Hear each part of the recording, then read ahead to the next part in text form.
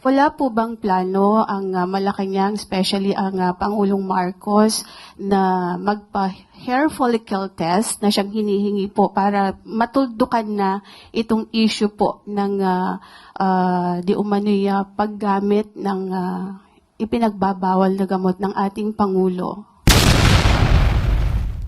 Kaya ang tanong ko po, sabi niya sa social media hinihingi. Sino po in particular ang mabasasabi niyo sa akin na humihingi ng ganitong klaseng pag-test?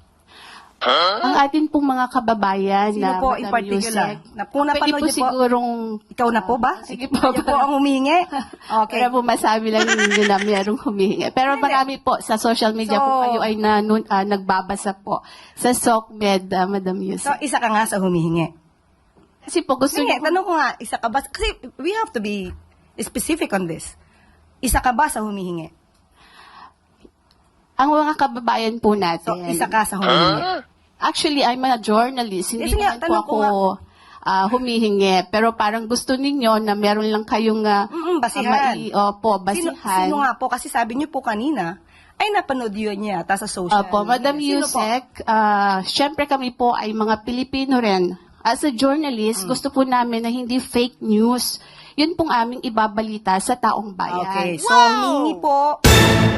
Si Nagdidiman. si Attorney Vic Rodriguez, di ho ba Okay. matagal na rin naman niyang hinihiling niyang hair follicle test. Okay, tanong po natin.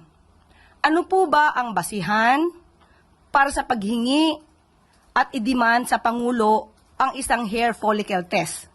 Ito po ba'y may pagbibintang na siya ay di umanong gumagamit ng illegal na droga? Kung may pagbibintang, liliwanagin po natin. Kung may pagbibintang sa Pangulo, yung nagbibintang ang dapat na magpatunay kung may ginagamit man o wala. Hindi po pwedeng gumawa ng kwento, walang basihan, isang guni-guni para masira ang Pangulo, at walang basihan. Kahit saan po na kaso, kung sino yung nagbibintang, siya ang magbigay ng pruweba. Hindi nyo pwedeng sabihin na,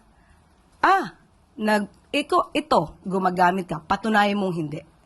Hindi po yon ang tamang logic. Kayo po na nagbibintang, kayong humihingi at nagdidiman sa Pangulo, kayo muna ang magpatunay na mayroon siyang ginagawang mali. Kapag wala po kayong napatunayan, wala po kayong karapatan humingi sa Pangulo ng anuman demand patungkol sa hair follicle test. Pwede na!